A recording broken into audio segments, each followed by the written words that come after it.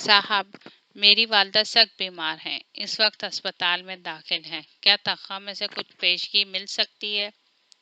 चौकीदार फजल को अपने मालिक से किसी मदद की उम्मीद तो न थी, मगर फिर भी एक आस के तहत पूछा था। उफ, तुम लोगों के हर रोज के मसाइल ने बड़ा तंग किया हुआ है। अभी 2 दिन पहले माली ने पेशगी तनख्वाह मांगी है। तुम लोग जो काम करते हो इसकी तनख्वाह हर महीने बाकायदगी से वक्त पर तुमको मिल जाती है। बस इससे ज्यादा मुझसे कोई उम्मीद ना रखो। चौधरी फरहान की कंजूसी और बेरहम तबीयत से कौन वाकिफ ना था। वो अपने घर और खानदान के लिए तो लाखों रुपए देते थे, मगर कभी किसी फकीर, किसी जरूरतमंद को 1 रुपया ना देते थे। उल्टा उसकी बेइज्जती करते और उनकी मजबूरियों को झूठ करार देते थे। फजल बोझे दिल से वापस गेट पर अपनी ड्यूटी देने के लिए आया तो माली बाग की सफाई कर रहा था। इसे देख के इसके पास आया। क्या हुआ, नहीं दिए ना मालिक ने तुमको भी पैसे? नहीं भाई, बहुत ज़रूरत थी, पता नहीं अब क्या होगा। अम्मा अस्पताल में हैं और मुझे भी सख्त ज़रूरत थी। बेटे की स्कूल की फीस देनी थी और मकान की छत गिर गई थी, फौरी मरम्मत करनी थी।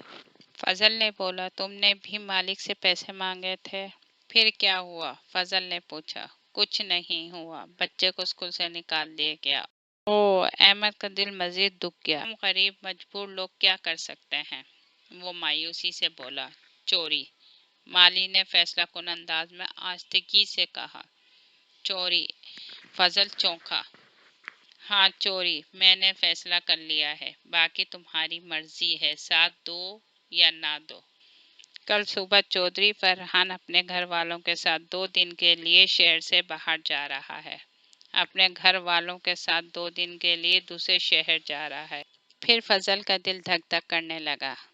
फिर क्या, मैं दरवाजे के शीशे तोड़ के अंदर जाऊंगा और 2-4 चीजें उठा लूंगा।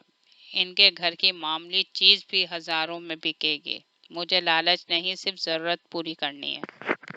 तुम्हारी इस वक्त ड्यूटी ना होगी, इतनी मेहरबानी करना, अगर साथ ना दो तो बस चुप रहना। और अगर तुम्हें भी आना हो तो सुबह फजर से पहले घर के पीछे पहुंच जाना।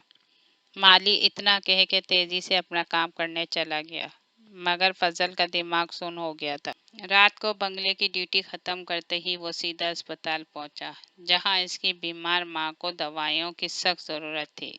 इसकी जेब में कुछ भी ना था। क्या हुआ, मालिक ने कुछ पैसे दिए? इसकी बीवी ने बड़ी उम्मीद से पूछा। इसने इनकार में सर हिला दिया। मगर कल जरूर पैसे मिल जाएंगे, वो यकीन से बोला। सुबह होने में अभी कुछ देर थी। माली वारदात करने बंगले पे पहुंचा तो फजल अली को वहां देखकर बड़ी हैरत हुई। अरे तुम तो बहुत ईमानदार और वफादार इंसान हो, मुझे अंदाजा नहीं था कि तुम आ जाओगे। बस मजबूरी और ज़रूरत ही वफादारी का इम्तिहान होती है, वो दुख से बोला। अच्छा ये बताओ करना क्या है? पहले तो दीवार फांक के अंदर जाते हैं, ठीक है? माली के पीछे पीछे वो भी घर में दाखिल हो गया। अंदर जाने का दरवाज़ा मजबूत शीशे का था और खिड़कियां भी, मगर माली ने कल शाम एक खिड़की की कुंडी खोल दी थी। उसे धक्का दिया तो वो खुल गई और दोनों घर के अंदर दाखिल हो गए। माली अपने साथ कपड़े का बड़ा थैला लेकर आया। एक एक करके घर के कीमती लैम्प, शोपीस और दूसरी चीजें डालनी शुरू कर दी। उसी वक्त बाहर सारन बजा और पुलिस आ गई। इसको भागने का मौका ना मिला। चौधरी फरहान खुद भी पुलिस के साथ पहुंच गए। पुलिस सिर्फ माली को पकड़ के ले गई। शुक्रिया फजल, वो जिंदगी में पहली दफा अपने किसी मुलाजिम से नरम लहजे में शर्मिंदगी से मुखातिब हुआ। तुमने ना सिर्फ वफादारी निभाई बल्कि मुझे हमेशा के लिए अपना एहसानमंद बना लिया है। चौधरी फरहान ने एक भारी रकम इसके हवाले की। ये लो, तुम्हारी वफादारी का इनाम भी है और तुम्हारा हक भी।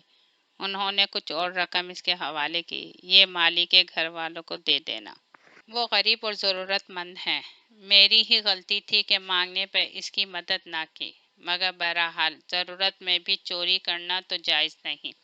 तुम ये रकम आज ही इसके घर पहुंचा दो। इसे इसकी गलती का एहसास दिलाने के लिए कुछ हवालात में रखना है। پھر اسے چھوڑ دیا جائے گا۔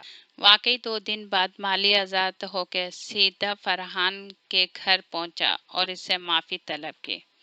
انہوں نے اسے معاف تو کر دیا مگر دوبارہ کام پہ نہ رکھا کیونکہ وہ اب ان کے بھروسے کے قابل نہ رہا تھا۔ اس واقعے کے بعد فضل نے چودھری فرحان کو بالکل بدلا ہوا پایا۔